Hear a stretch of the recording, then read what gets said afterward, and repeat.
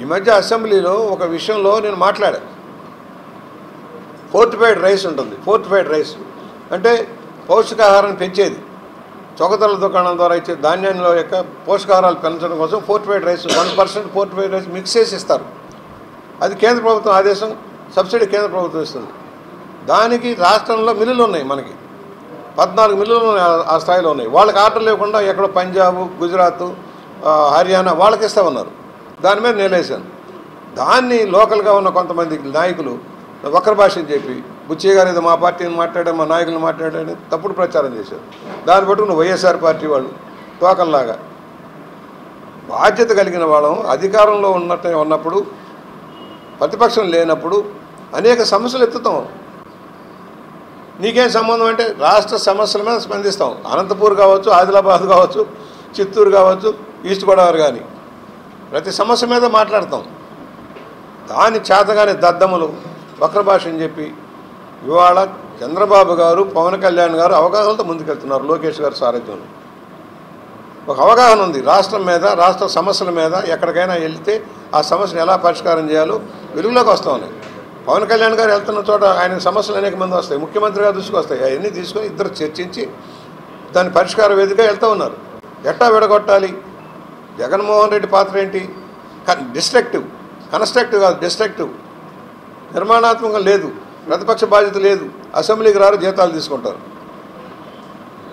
ఎందుకు రారు అసెంబ్లీకి? అసెంబ్లీకి వచ్చి మాట్లాడవచ్చు కదా.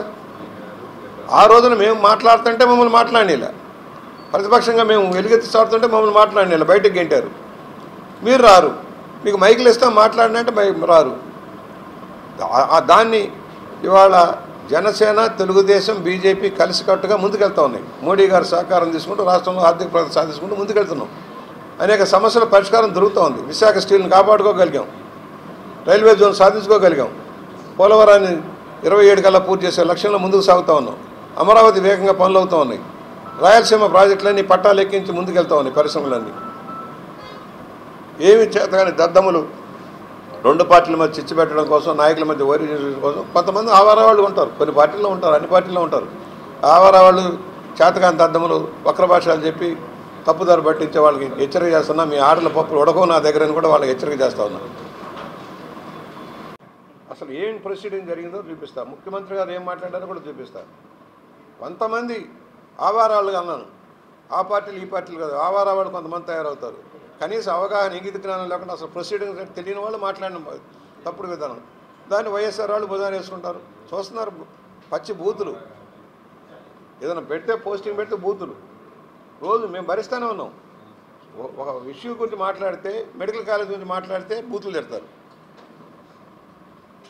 పారిశ్రామిక గురించి మాట్లాడితే బూతులు తిడతారు, ఇన్సూరెన్స్ ఎందుకు కట్టలేదా, పంటల ఇన్సూరెన్స్ అంటే బూతులు తిడతారు, మద్యం ఏమైపోయిందంటే మాయమైపోయింది. ఇవాళ ఎక్కడ తెలియంది? ఆంధ్రప్రదేశ్లో మొదలై ఆఫ్రికాకి చేరిపోయింది. చంద్రబాబు గారి మీద, పవన్ కళ్యాణ్ గారి మీద, లోకేష్ గారి మీద, మోడీ గారి మీద నమ్మకంతో పెట్టుబడులు వస్తూ ఉన్నాయి. ఈ రాష్ట్రంలో పెడితే శాంతి సుస్థితులు బాగుంటాయి, లా అండ్ ఆర్డర్ కాపాడుతుంది. ఆ పార్టీ అయినా ఈ పార్టీ లెక్క చేయకుండా పారిశ్రామికలకు ప్రోత్సాహాలు ఇస్తారు, పెట్టుబడులకి డోకా లేకుండా ఉంటుంది అనే లక్ష్యంలో వాళ్ళు వస్తున్నారు.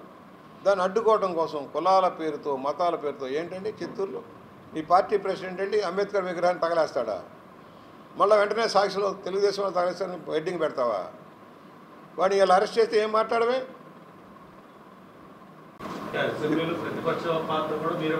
100% నేను చెప్పాను, మొదటి రోజు చెప్పాము.